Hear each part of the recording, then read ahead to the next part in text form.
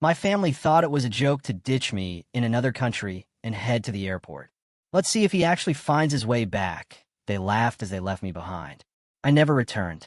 10 years later, they finally tracked me down, and those 30 missed calls were just the start of what was coming next. Can you imagine the searing betrayal? My own family, the people who were supposed to love me most, abandoned me in a foreign country, literally drove away, laughing, just to see if I'd make it back. That day, 10 years ago, was the last time I'd ever see them, but they had no idea that their cruel joke would actually be the catalyst for me to build a life they couldn't even fathom. When they finally tracked me down a decade later, those 30 missed calls were just the beginning. My name is Clara, and I'm 28 years old. Or at least, that's how old I was when my life took an unimaginable turn during what was meant to be a simple family vacation to Spain. What my family thought would be a hilarious prank, ditching me at a gas station in a remote Spanish town, became the very thing that shaped my entire future. Let's see if she can make it back on her own. They chuckled as they drove off. But I never did come back. Not for 10 years. The family that left me stranded that day eventually found me. But by then, I wasn't the same person they'd abandoned. I was entirely reborn. Growing up in the Dalton household meant learning to fend for myself emotionally from a really young age. My parents, Eleanor and Arthur, believed that toughening up their children through constant teasing and jokes was somehow character building. My brothers, Leo and Noah, absorbed this lesson perfectly, creating a family dynamic where someone always had to be the target. And that someone was almost always me. Our family photo albums are full of moments that looked like celebrations but felt like humiliations. My 10th birthday, when they tricked me into thinking no one was coming, only to surprise me after I'd spent hours crying. My middle school graduation, when they intentionally showed up late, pretending they'd forgotten. High school prom night, when they gave my date the wrong address. Every single incident was followed by the same dismissive chorus. Can't you take a joke, Clara? We're just having fun. Mom, Eleanor, was more subtle with her cruelty. She'd deliver backhanded compliments about my appearance, especially as I enter my teenage years. That dress would look beautiful on you if you lost 15 pounds. Or, your face would be pretty if you smiled more and fixed your skin. Dad, Arthur, on the other hand, was more direct. He'd simply laugh the loudest when one of my brothers pulled a prank on me. Leo, the oldest at 32, worked in Dad's insurance firm and was being groomed to take over. Noah, 30, handled the marketing side. Both had fully absorbed our parents' belief that emotional torment was some kind of twisted bonding experience. Family dinners often featured detailed recountings of the latest hilarious prank they'd pulled on a colleague or friend. I had just graduated from college with a graphic design degree 3 weeks before a fateful Spain trip. The unspoken expectation was that I'd join the family business too, designing their marketing materials and websites. I'd already expressed interest in applying for jobs at creative agencies in Chicago, where we lived, but my parents dismissed this as unrealistic. You can do your little art projects for the company, Mom had said during my graduation dinner. It'll be so much more stable than trying to make it on your own. Financial reality made independence difficult. College had left me with student loans, and my parents had strategically kept me dependent, paying for my apartment, but reminding me constantly that this support could disappear if I didn't appreciate them enough. I was working part-time at a local coffee shop, but nowhere near able to support myself fully yet. The Spain trip was supposedly a celebration of my graduation, a week-long tour through Europe. From the moment we piled into our family SUV, the atmosphere was thick with tension. Did you remember to pack a brain this time, Clara? Noah joked as I loaded my suitcase. Remember when she forgot her swimsuit during the Florida trip? I had been 16 during that trip. They'd refused to stop so I could buy a new one, then mocked me for sitting on the beach fully clothed for 3 days. The first few days of our European road trip featured the usual tactics. Leo hiding my phone and watching me panic before finding it in his pocket. Noah eating the lunch I'd packed while I was napping. Dad taking a deliberate detour and blaming my map-reading skills. Small cruelties that I'd learned to expect, but still couldn't quite get used to. That night at a hotel in France, I overheard them in the adjoining room. She's too sensitive, Mom was saying. The real world is going to eat her alive if she doesn't toughen up. Maybe this trip will finally teach her to stop being such a pushover, Dad replied. I went to sleep with a knot in my stomach, trying to stay positive. Just 5 more days, I kept telling myself. Then I could focus on job applications and finally start building my own life. I had no idea how prophetic that thought would be, or that the next day would be the last time I ever traveled with my family. The second day of our road trip began with an unusually pleasant atmosphere. Looking back, I should have recognized this as the calm before the storm. The family being nice right before executing a particularly cruel prank was a familiar pattern. We had just crossed into a small, remote town in rural Spain, somewhere between Madrid and Barcelona, around noon. The landscape was rolling plains and ancient olive groves. We need to fill up, Dad announced as we approached a gas station. It was one of those independent places with a small convenience store attached, sitting on the edge of town with nothing but open land surrounding it on 3 sides. I'm going to use the restroom and grab some snacks, I told them as Dad started pumping gas. Anyone want anything? Give me a Coke, Leo said, not looking up from his phone. Grab me some Jamon Iberico, Noah added. Mom just shook her head, busy reapplying her lipstick in a visor mirror. Inside, I used the restroom and then spent a few minutes selecting snacks. The store was empty except for the cashier, a woman in her 40s with kind eyes and a name tag that read Elena. I paid for the family's requests, plus a bottle of water and some patatas fritas for myself. De paso, Elena asked as she handed me my change. Sí, de vacaciones, I replied with a smile, my rudimentary high school Spanish fumbling. Pues, que bien voyage, she said. Those ordinary words would echo in my mind for years afterward. The last normal moment before everything changed. I pushed open the door to the parking lot, juggling the bags of snacks, and stopped dead in my tracks. The spot where our SUV had been parked was empty. I blinked, momentarily confused, thinking I'd somehow gotten turned around and was looking in the wrong direction. But a quick scan of the entire lot confirmed what seemed impossible. My family was gone. My first thought was that Dad had moved the car to the air pump or another part of the station. I walked around the small building, checking every corner of the property. Nothing. They probably just went up the street to that tapas place I saw on the way in. I reasoned aloud, though a familiar sick feeling was already forming in my stomach. I pulled out my phone and called Dad. It rang until voicemail. Same with Mom. Then Leo.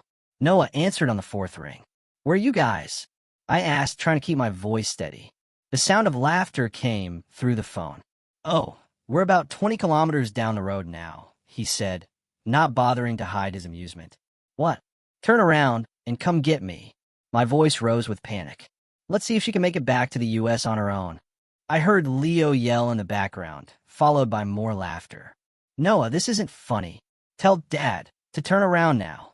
I was pacing now, my heart racing. Check your messages, he said before hanging up. A text from Leo had come through while I was on the phone. It contained a photo of all of them in the car, grinning widely, with the caption, Survival of the fittest, sis. Find your way home. I called back immediately. Call Mom. Voicemail. Dad. Voicemail. Leo. Voicemail. They had all blocked my number.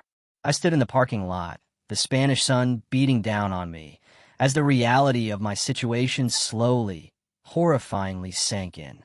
They had left me, deliberately, in a country I'd never been to, in a town I'd never heard of, with nothing but my purse and the clothes on my back. I checked my wallet, 43 euros in cash, my debit card with maybe a couple $100 in my account. And what exchange rate would that give me? And my ID, my passport, my only official identification in this foreign land, was in my suitcase in the trunk of their car. My phone battery was at 18%. As the afternoon wore on, I sat on the curb outside the gas station, cycling through disbelief, panic, and blinding rage. I kept checking my phone, expecting a message saying they were turning around, that the joke had run its course. Instead, I received a group chat photo of them at dinner in a restaurant with the caption, Wonder if Clara found dinner yet? LOL. Elena approached me cautiously as she was ending her shift. Senorita, you've been sitting here for 3 hours. Está bien? The simple question, even in Spanish, broke the dam. Tears streamed down my face as I explained my situation, my words a desperate mix of broken Spanish and English. Que apropiado. Her incredulity mirrored my own. See, I choked out. They think it's funny, a character-building exercise or something.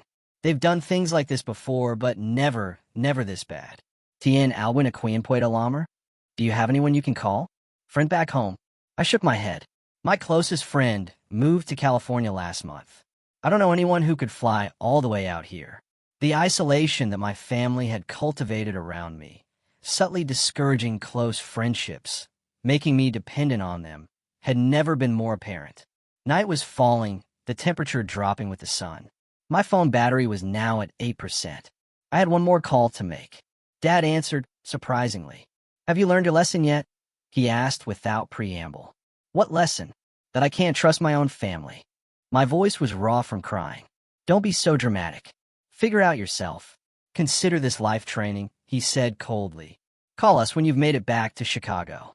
How am I supposed to do that with no money and nowhere to stay in a foreign country? I demanded. You're a smart girl. Get creative. He hung up. I stared at my phone in disbelief as it displayed one final message from my mother. This is for your own good, Clara. You need to learn self-reliance. Then my phone died. Elena had overheard enough. Conozco a una mujer que alquila una habitación. Su nombre es Maria. Let me call her for you. As darkness enveloped the small Spanish town, I realized I had a choice to make. Desperately try to get back to the people who had abandoned me, or take the first step toward something else entirely. Maria turned out to be a silver-haired woman in her 60s who lived in a small stucco house 3 blocks from the town's main square. Her spare room was simple, a twin bed, a dresser, and a small desk, but it was clean and felt safer than any option I considered during my panicked afternoon. Elena explained her situation, Maria said, speaking slowly in Spanish for my benefit as she showed me around. You can stay here tonight, and we'll figure out next steps in the morning. She lent me a nightgown and some basic toiletries. As I lay in the unfamiliar bed that night in a foreign country, I cried until no more tears would come. Part of me still expected to wake up to apologetic texts or missed calls, my family having realized they'd taken things too far. Morning came with no such reprieve. Maria let me use her landline to call my parents' number, which I still knew by heart. No answer. I tried the family business line. The receptionist said my parents and brothers were in a meeting and took a message. They never called back. I need to charge my phone and check my bank account, I told Maria over the simple breakfast she'd prepared. I need to figure out how to get back to Chicago. It took weeks. Weeks of desperate calls to the U.S. Embassy, odd jobs doing dishes in local restaurants, relying on the incredible kindness of strangers like Elena and Maria. Maria even organized a small community fundraiser to help me get a flight back to the U.S. I landed back on American soil, but with no intention of returning to Chicago or to the family that had abandoned me. My apartment there was gone, my funds meager, my spirit bruised, but not broken. I needed a fresh start, far away. That's how I ended up in Pine Ridge, Wyoming. It was as far as I could get from Chicago, emotionally and physically, on the meager savings I'd managed to scrape together after the flight home. When I finally got my phone working again, the messages that awaited me only confirmed what I was beginning to accept. This joke wasn't ending anytime soon. Day 2 of Clara's great adventure, read a text from Leo, accompanied by a photo of them hiking in Colorado. Have you started hitchhiking yet? From Noah. And most devastating, from my father. Called your apartment manager. Rent's not being paid while you're figuring this out. Consider it motivation. My mother had added, this is what tough love looks like, honey. You'll thank us someday. I checked my bank account. $237.42. Not even enough for a bus ticket back to Chicago, let alone first and last month's rent on a new place when I got there. The initial shock of being stranded in Spain had hardened me. Now here in Wyoming, I found a new resolve. Beatrice, a silver-haired woman in her 60s who owned the local bookstore, Pages and Poems on Main Street, took me in. She offered me a room and work in her store.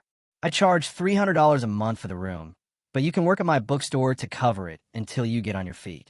I also need a job that pays actual money, I told her, for food and saving up to figure out what's next. The next day, I applied at every business in downtown Pine Ridge. By sunset, I had a waitressing job at the Pinewood Diner, working the breakfast and lunch shifts 6 days a week. My first week passed in a blur of exhaustion and periodic crying jags. I worked from 6 a.m. to 2 p.m. at the diner, took a short break, then helped Beatrice at the bookstore until closing. Every night, I checked my phone, and every night the messages from my family became more sporadic and less apologetic. Still waiting for that call saying, "You made it home," my dad texted on day 5. By the end of the second week, they'd stopped messaging altogether. My diner coworker, Chloe, found me crying in the break room after my shift one day. At 25, she was a single mother working 2 jobs, and she recognized the look of someone at the end of their rope. "Family trouble?" she asked, sitting beside me. The whole story poured out of me. The years of jokes, the abandonment in Spain, the callous texts. When I finished, Chloe was quiet for a long moment. Then she said something that changed my perspective entirely. "Sounds like I did you a favor by leaving you there." "What?" "Those aren't pranks, Clara. That's abuse. And now you have a chance to build a life without it." That night, I made a decision. I wasn't going to desperately scramble to get back to Chicago. I wasn't going to beg for the return of a family that had proven repeatedly that they didn't truly care about my well-being. I was going to stay in Pine Ridge, at least for now. The next day, I used the bookstore's computer to email my college professors, explaining my situation and asking for references. I created a new email address, one my family didn't know.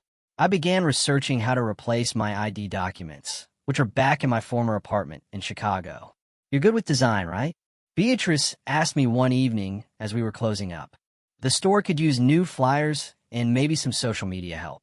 It was the first chance I'd had to use my degree since graduating. I created a fresh, modern flyer for an upcoming author event, and Beatrice was thrilled with the results. "You should meet Julian," she said. "He does web development for businesses around town. He might have some work for someone with your skills." Julian turned out to be a bearded 30-something who worked remotely for tech companies, living in the small town for its low cost of living and outdoor access. He took one look at my portfolio from college and nodded approvingly. "I could use someone to handle the visual side of some client projects," he said. "I'm terrible at anything requiring artistic talent. Want to learn some coding while you're at it? Might make you more marketable." For the first time since being abandoned, I felt a glimmer of hope, not just for survival, but for building something meaningful. My family had thrown me away, expecting me to come crawling back. Instead, I was finding my footing on my own terms. As my first month in Pine Ridge came to a close, I received a final text from my mother. "This silence is very immature, Clara. Call us when you've grown up." I blocked their numbers one by one and turned my focus toward the future. The downtown of Pine Ridge consisted of just 4 blocks of businesses, with a Pinewood Diner anchoring one end and Pages and Poems bookstore near the other.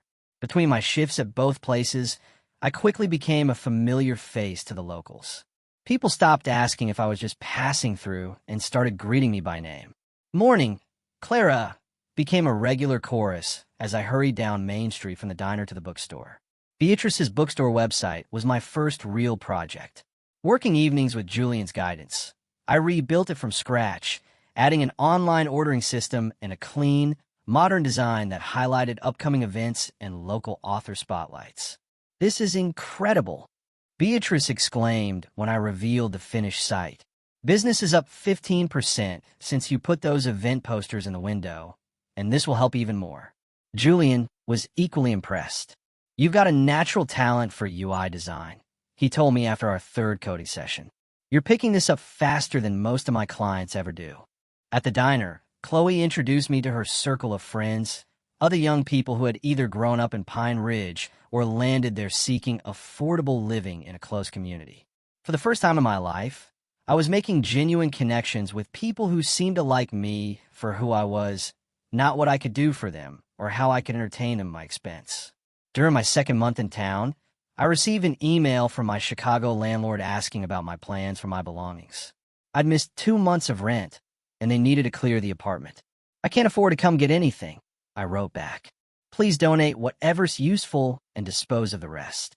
It was a painful email to send, surrendering the physical remnants of my previous life, but also strangely liberating.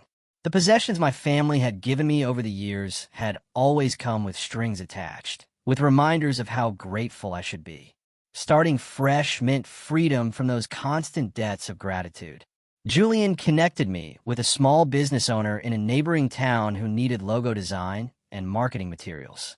It was my first freelance client, and though the pay was modest, the sense of accomplishment was enormous. "You should think about building this into something real," Julian suggested over coffee one morning. "There's no decent design agency within 100 miles, and these small businesses need the help. They're all trying to establish online presences without the skills to do it properly." The idea took root. By my third month in Pine Ridge, I had 3 regular freelance clients alongside my work at the diner and bookstore. I'd saved enough to move out of Beatrice's spare room and into a tiny studio apartment above the hardware store on Main Street. It was barely 400 square feet, but it was mine. The first space I'd ever had that wasn't contingent on my family's approval. The morning I moved in, I bought a small potted succulent as a housewarming gift to myself. "This is the first day of your new life," I told myself as I placed it on the windowsill. No more looking back. That same afternoon, my phone rang with an unfamiliar Chicago number. Thinking it might be about my old apartment, I answered. "Clara, it's Leo. Don't hang up." My hand tightened around the phone. "What do you want?" "We're worried about you," he said, his voice uncharacteristically serious. "It's been 3 months. The joke's over." "Joke?" The word ignited something in me. "You abandoned me in another country with no money and no way home. You cut off my apartment. That's not a joke. That's cruelty. Come on. We thought you'd find a way back within a week. When you didn't call, we figured you were just being stubborn." "I'm not coming back, Leo," I said firmly. "I've started over. Don't be ridiculous. What are you doing for money? Where are you living?" The familiar condescension in his voice strengthened my resolve. "I have a job, too, actually, plus freelance design clients. I have my own apartment. I'm doing fine without any of you." There was a long pause. "Mom and Dad want to talk to you." "I don't want to talk to them or you. Don't call me again." I hung up and immediately blocked the number. Then I sat on my new secondhand couch and shook with a mixture of anger and pride. They had expected me to fail, to beg for rescue. Instead, I was building something they had never believed I could. Over the next few months, they tried reaching me through various means.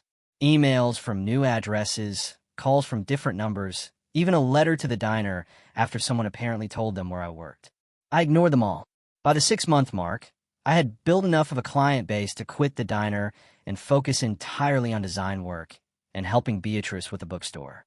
Julian and I had developed a business partnership of sorts, with him handling web development and me managing design for joint clients. "You know what you should do?" Julian said one evening as we finished a client project. "Register a business name. Make this official." The next day, I filed paperwork for New Horizon Design Studio. As my first year in Pine Ridge approached, I found myself reflecting on how completely my life had transformed. The scared, stranded young woman crying outside a Spanish gas station was now a business owner with friends, colleagues, and a community that valued her. The family that had discarded me had inadvertently given me the push I needed to discover my own strength. When Beatrice hosted a small gathering at the bookstore to celebrate the 1-year anniversary of my redesigned website, and privately, my year in Pine Ridge, I looked around at the faces of people who had become my chosen family. Chloe with her young son, Julian, the regular bookstore customers who had become friends. Even Elena from the gas station, who'd kept in touch once I got back to the U.S. I realized I had built something my biological family had never given me, a circle of genuine connection based on mutual respect rather than power and humiliation. To new beginnings, Beatrice toasted, raising her glass of sparkling cider. And to finding home, I added, in the place you least expected. 2 years after being abandoned in Spain, my design business had grown enough that I occasionally traveled to meet with larger clients in nearby cities. It was during one such trip to Denver that my carefully constructed new life collided with the past I'd been avoiding. I was sitting in a coffee shop near the 16th Street Mall, preparing for a client meeting, when a familiar voice cut through the ambient noise. "Clara, is that you?" I looked up to see my brother Leo standing 3 feet away, his expression a mixture of shock and disbelief. He was dressed in a business suit, clearly in Denver for work himself. "Leo," my voice came out steadier than I felt. "Holy it is you." He pulled out the chair across from me and sat down without asking. "We've been looking for you for over a year." "I wasn't lost," I replied, closing my laptop. "I chose to stay away." Leo looked me over, taking in my professional attire, the portfolio beside my computer, the confidence I now carried. "You look different." "I am different." I took a sip of my coffee to hide the trembling in my hands. "What are you doing in Denver?" "Insurance conference. Dad and I are presenting tomorrow." He leaned forward. "Clara, you need to come home. This has gone on long enough." "This isn't a standoff, Leo. This is my life now. I have a business, clients, friends." "In Wyoming?" he scoffed. "Come on." "Yes, in Wyoming. The place you all left me for dead, halfway across the world." The familiar dismissal in his tone rekindled old anger. "Don't be so dramatic. We knew you had your phone and money." "I had 43 euros, a phone that died the same day you abandoned me, and no passport," I said flatly. "You cut off my apartment. You left me with nothing." Leo had the decency to look uncomfortable. "Look, things got out of hand. We thought you'd find a way back within a few days, a week tops. When you didn't call, Dad figured you were staying with a friend, teaching us a lesson. By the time we realized you really weren't coming back, it had been 6 months. And then you started looking for me out of concern?" The skepticism in my voice was clear. "Mom was worried sick. She couldn't sleep. Strange, since she texted me that abandoning me was tough love and I should grow up. Leo, can we start over? The family misses you.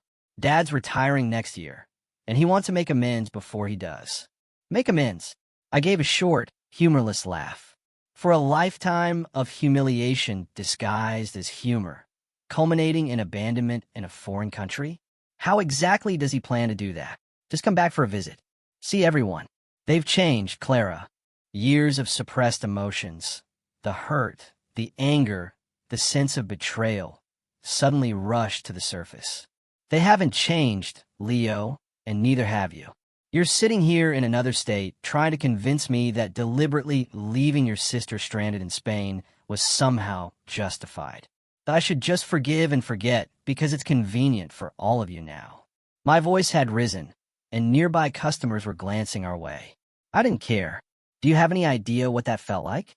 To stand in that parking lot, realizing my family had decided I was disposable? To be lost in a country where I barely spoke the language, with no passport? To see those texts laughing about whether I'd found dinner while I was panicking about where I would sleep? Leo's expression hardened. "Keep your voice down. You're making a scene." "A scene? That's what you're worried about." I stood up, gathering my things. "This conversation is over." Leo grabbed my wrist. "You don't get to walk away.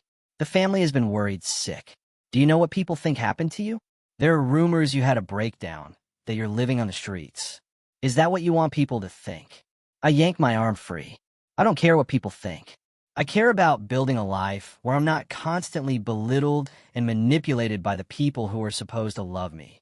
"You always were too sensitive," Leo snapped, his friendly facade crumbling. "This is why we had to toughen you up. You fall apart at the slightest criticism." "Criticism?" I was nearly shouting now. "You call abandonment in a foreign country criticism? You call mocking a terrified young woman toughening her up?" "If you don't come home willingly," Leo threatened, his voice low, "I'll tell everyone what really happened. How you had a meltdown over a simple joke and ran away from your family. How you've been hiding out all this time, ignoring your dying father's attempts to reconcile. Dad is dying?" For a moment, concern overrode my anger. Leo's slight hesitation told me everything. "He's not in good health," he amended. "You're lying again." I shook my head in disgust. "Goodbye, Leo." As I walked out of the coffee shop, Leo called after me. "This isn't over, Clara. The family has a right to know where you are." I made it to my rental car before the tears came. Not tears of sadness or fear, but of pure, unadulterated rage. The encounter had ripped open wounds I thought had healed. but it had also crystallized something important. I wasn't the one who needed to apologize or make amends. I wasn't the one who had done something unforgivable. I called my client and rescheduled our meeting, then drove straight back to Pine Ridge, my mind racing the entire 3-hour journey. Leo now knew I was in Wyoming. It wouldn't take much for him to figure out which town if he started asking around. The next morning, I went to Beatrice's house and told her everything. About the encounter with Leo, his threats, my fears that my family might try to intrude on the life I built. They could try, Beatrice said firmly. But this is your home now, Clara. We've got your back. That afternoon, I gathered my closest friends, Beatrice, Julian, Chloe, and a few others, and shared the full story of my family's abuse and abandonment, details I kept vague until now. If any of you get calls or questions from people looking for me, now you know the truth, I concluded. These people sound toxic as hell, Chloe said, squeezing my hand. We won't let them near you if you don't want to see them. Their support strengthened my resolve. I returned to my apartment and wrote a long email to my parents and brothers. The first contact I'd initiated in 2 years. I'm safe and successful, I wrote. I have built a life without your cruelty and manipulation. I do not want reconciliation. I do not want contact. Any attempt to force yourselves back into my life will be met with legal action. This is not negotiable. I hit send, then blocked their email addresses once more. That night, lying awake in my apartment, I realized that the encounter with Leo, painful as it had given me something valuable: certainty. There was no doubt left, no lingering question of whether I had overreacted or whether my family might have changed. They were exactly who they had always been, and so was I, except now I was stronger. Strong enough to walk away from toxicity, even when it came from the people who were supposed to love me most. Strong enough to build a life on my own terms. The next morning, I woke up with a sense of clarity I hadn't felt since the day I was abandoned. I opened my laptop and began designing a new logo for New Horizon Design Studio, one that symbolized not just a business, but a personal transformation. I was no longer defined by what had been done to me, but by what I had created from the ruins. 10 years after the day my family abandoned me in Spain, I stood in the newly expanded offices of New Horizon Design Agency, watching as my team of 10 employees collaborated on projects for clients across 3 states. What had begun as a desperate need to survive had evolved into a thriving business that specialized in branding and digital presence for small to mid-sized companies throughout the Mountain West region. Our offices occupied the entire second floor of a renovated historic building on Pine Ridge's Main Street, a far cry from my early days, working from a corner of Beatrice's bookstore. The exposed brick walls displayed framed examples of our best work, and the large windows overlooked the town that had become my true home. The Denver client just signed off on the final designs, announced Megan, my first full-time hire and now creative director. They want to talk about Phase 2 next month. That's our 3rd major contract this quarter, I replied, unable to keep the pride from my voice. Schedule the meeting, and let's start brainstorming expanded services we can offer them. My phone buzzed with a text from Daniel, the community college professor I'd been dating for the past 2 years.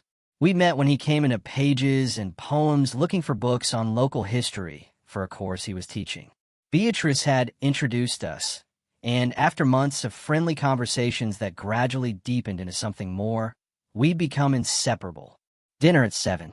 I'm cooking that pasta you like, his message read. Can't wait. Bringing dessert, I replied.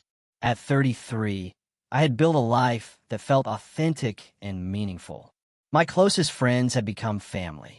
Beatrice was like the supportive mother I'd never had, and Chloe's son, Tyler, called me Auntie Clara. Julian and I had developed a professional partnership that complemented both our skills, with our businesses often collaborating on larger projects. 3 months earlier, Daniel and I had purchased a small house together on the edge of town, a charming craftsman with a studio space where I could work from home when I wanted to, and a garden that was slowly taking shape under our inexperienced but enthusiastic care. I was locking up the office that evening when my phone rang with an unfamiliar number.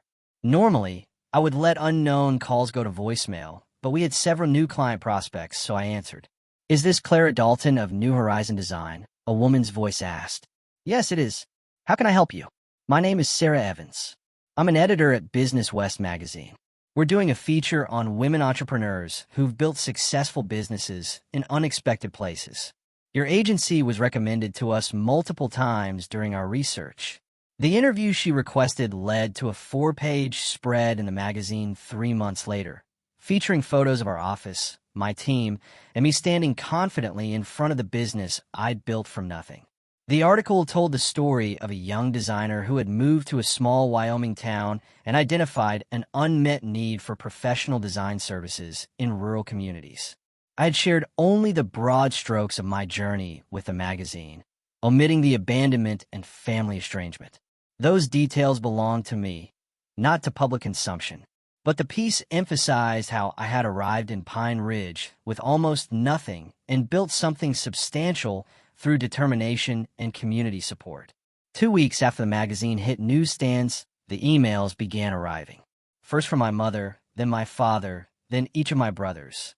Subject lines range from, "We need to talk," to "Saw your article," to "Please respond." I deleted them all without reading them. Then came the phone calls to the agency, which my office manager fielded with the instructions I'd given her years ago. "Miss Dalton does not accept personal calls from these numbers." I thought that would be the end of it, but I underestimated my mother's determination. On a Tuesday afternoon, I returned from lunch to find Eleanor Dalton sitting in our reception area, looking older, but just as put together. As I remembered, "Mom," I said, stopping in the doorway. "How did you find me?" She stood, smoothing her expensive slacks. "The magazine article had your business address." Her eyes tracked over me, noting my professional attire, my confident posture. "You look well." "I am well," I replied, my voice neutral. "Why are you here? Can we talk somewhere private?" I considered refusing, telling her to leave and never come back. But after 10 years of healing and growth, I found I was curious rather than afraid. What could she possibly have to say that would matter now? "My office," I said, leading her down the hallway past curious employees who had no idea of the significance of this visitor. Once the door closed behind us, Eleanor took in the awards on my wall, the view from my window, the evidence of success all around. "This is impressive," she admitted. "The magazine didn't do it justice." "Thank you," I said, remaining standing. "But I doubt you came all this way to compliment my office." Eleanor's composure cracked slightly. "We've been trying to find you for years, Clara. Your father hired a private investigator after Leo saw you in Denver, but you'd covered your tracks well." "I wasn't hiding," I corrected her. "I was living my life. There's a difference." "We made a terrible mistake," she said, her voice breaking. "What started as a stupid prank went too far, and then pride and stubbornness kept everyone from admitting it. By the time we realized how serious it was, you were gone." "It wasn't just the abandonment," I said quietly.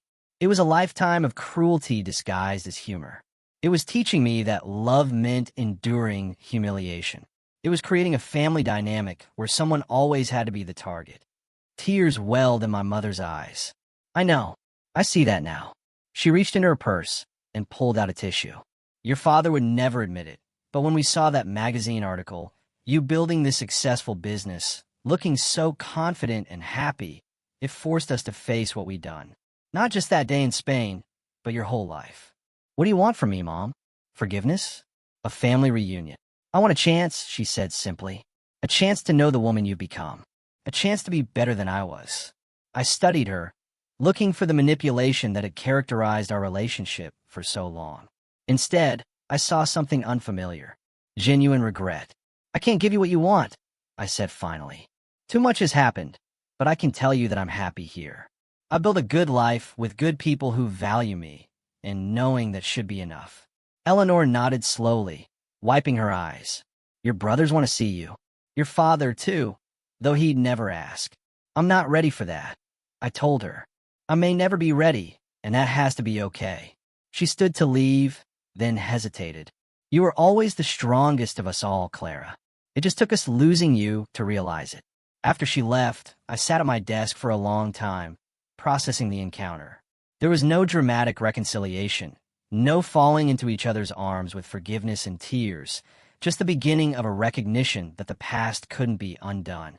But perhaps it could be acknowledged. That evening, as Daniel and I sat on our porch watching the sunset, I told him about my mother's visit. "How do you feel about it?" he asked, his arm around my shoulders. "Surprisingly peaceful," I replied. "For so long, I was defined by what they did to me. Today, I realize that chapter truly is closed. I'm not the abandoned daughter anymore. I'm just Clara, business owner, community member, partner." I turned to smile at him, and I like who I've become. The next day, I sent my mother a brief email with a single photo attached. Me with my team outside our office building. No invitation to visit again. No promises of reconciliation, just a glimpse of the life I'd built, the person I'd become. It was all I was ready to give. And for the first time in my life, that felt like enough. 10 years after the day my family abandoned me in Spain, I stood in my kitchen staring at a certified letter that had just arrived. The return address was from a law firm in Chicago that I didn't recognize. With a sense of trepidation, I opened it. "Dear Miss Dalton," it began. "We represent the estate of Arthur and Eleanor Dalton. We are writing to inform you that Dalton Insurance Group has been sold and, as per your parents' instructions, the proceeds are to be divided equally among their 3 children." I sat down at the counter, my legs suddenly unsteady. The letter continued with legal details and a request for contact to arrange the transfer of funds, a substantial amount according to the preliminary figures included. Daniel found me, still sitting there 10 minutes later when he came home from work. "What's wrong?" he asked, setting down his briefcase. "My parents sold the family business," I said, passing him the letter. "They're splitting the money between Leo, Noah, and me." Daniel read quickly, his eyebrows rising at the amount. "That's unexpected." "There's more," I said, holding up an envelope that had been enclosed with the legal documents. A personal letter from my mother. I hadn't opened it yet, unsure if I wanted to know what it contained. In the years since Eleanor's visit to my office, our contact had been minimal. Occasional emails, a Christmas card once or twice. I had maintained firm boundaries, rebuffing attempts at deeper reconciliation while acknowledging the small steps toward change I had observed. "Do you want me to leave you alone to read it?" Daniel asked. I shook my head. "Stay, please." The letter inside was handwritten on my mother's personal stationery. "Dear Clara," it read, "by the time you receive this, the sale of the business will be complete. Your father has finally retired, somewhat against his will, as his health isn't what it once was. We've decided to move to Arizona for the climate. Before we leave Chicago, we're hosting a family gathering at the house. Leo and Noah will both be there with their families. Leo has 3 children now that you've never met. Noah got married last year. I know you've kept your distance, and I understand why, but things have changed. Clara, your father may not say it in so many words, but the decision to include you equally in the proceeds from the business sale was his. He recognizes, in his way, the gravity of what happened all those years ago. We would very much like you to attend the gathering next month. No pressure, no expectations, just a chance to close old chapters before new ones begin. With love, Mom." She had included the date, time, and address along with her cell phone number. I folded the letter carefully and slid it back into the envelope. "Are you going to go?" Daniel asked gently. "I don't know," I admitted. "Part of me wants to see what 10 years has done to all of them. Another part thinks it's better to leave the past in the past." Over the next few days, I found myself thinking about the invitation constantly. New Horizon Design was thriving, with offices now in 3 states. Daniel and I had been married for 8 years with twin daughters, Rose and Violet, who had just turned 6. My life in Wyoming was rich and fulfilling, built on genuine connections and mutual respect. Did I want to risk reopening old wounds? Did I want my daughters to know the family that had discarded their mother so carelessly? What would you tell Rose and Violet if they asked why they've never met your parents? Daniel asked one night as we discussed the invitation again. It was a fair question. Our daughters knew about Daniel's family, who visited a couple times a year from Montana. They had asked about my family occasionally, and I'd always given vague answers about them living far away. I I would tell them that sometimes families hurt each other in ways that can't be easily fixed, I said slowly. But I would also tell them that people can change and that forgiveness is possible even without forgetting. Do you believe that? Daniel asked. That your family has changed? I thought about the tentative emails over the years, the careful respect for my boundaries, the equal inheritance that could have easily excluded me. I think they've tried, I said finally. Whether it's enough, I don't know. After much deliberation, I decided to attend the gathering, but on my terms. I would go alone, leaving Daniel and the girls in Wyoming. I would book a hotel rather than staying at the family home. And I would limit my visit to just the day of the event, flying in that morning and out the next. The house looked exactly as I remembered it, a large colonial in one of Chicago's affluent suburbs. As the Uber dropped me off, I took a deep breath, straightened my shoulders, and walked up the familiar path to the front door. My mother answered my knock, her face lighting up with carefully restrained joy. "Clara, you came." "I did," I said, accepting her brief hug with what composure I could manage. The gathering was smaller than I expected. Just my parents, my brothers, and their immediate families. Leo's 3 children raced around the backyard while Noah's wife, Allison, helped my mother bring food to the patio table. My father stood when I entered the backyard, looking much older than I remembered. The competent, sometimes cruel man who had dominated my childhood seemed diminished somehow, his frame thinner, his movements more careful. "Clara," he said, his voice gruff with emotion he'd never been comfortable showing. "Dad," I replied with a nod. The initial awkwardness gradually eased as the afternoon progressed. Leo's children, curious about their aunt who lived in the mountains, peppered me with questions about Wyoming. Noah, more subdued than I remembered, asked thoughtful questions about my business.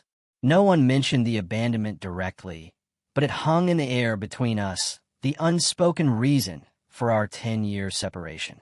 After dinner, as the sky began to darken, my father asked if I would join him in his study, once a forbidden territory, where he conducted business and family disciplinary conversations. "I'm not good at this," he began once we were seated. "But I owe you an apology, Clara. What we did, what I allowed to happen, it was unforgivable." I studied him, this man who had shaped so much of my early life through fear and criticism. "Why did you do it?" I asked the question that had haunted me for years. He was quiet for a long moment. "My father was cruel to me," he said finally. "He called it toughening me up. I thought that's what fathers did, what families did. It wasn't until you were gone, really gone, that I began to see how wrong it was. It wasn't a complete answer, and it certainly wasn't a sufficient excuse. But it was honest in a way my father had never been with me before. I built a good life," I told him, "despite everything." "I know," he said, nodding. "I followed your company online. You've done well for yourself, better than any of us expected." "That was part of the problem," I said quietly. "Your expectations.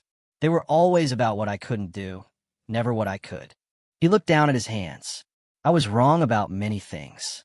It wasn't the emotional reconciliation scene in a movie. There were no tears or dramatic embraces, just a quiet acknowledgement between 2 adults that mistakes had been made, harm had been done, and lessons had been learned.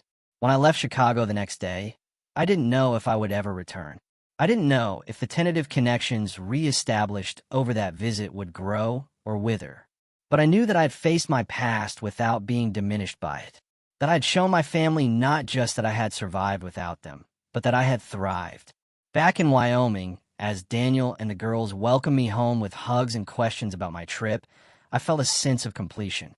The abandoned young woman at the Spanish gas station had completed her journey, not by finding her way back to those who had discarded her, but by creating a life so full and rich that she could face them as an equal, undiminished by their past cruelty. That night, after the girls were asleep, Daniel and I sat on our back deck, looking at the stars visible in the clear Wyoming sky. "Did you find what you were looking for?" he asked. "I think so," I replied. "Not forgiveness exactly, but closure. The understanding that what happened shaped me, but it doesn't define me anymore." I thought about all the ways my life had changed since that day, 10 years ago. The business I'd built, the family I'd created, the community I joined. None of it would have happened if my family hadn't made their cruel joke. Sometimes the worst things that happen to us lead us to the best versions of ourselves. Sometimes being left behind is the first step toward finding your way forward. Life has a way of revealing its purpose in the most unexpected ways. Remember, sometimes the family you choose is more important than the family you're born into. I wish you strength and peace on your journey.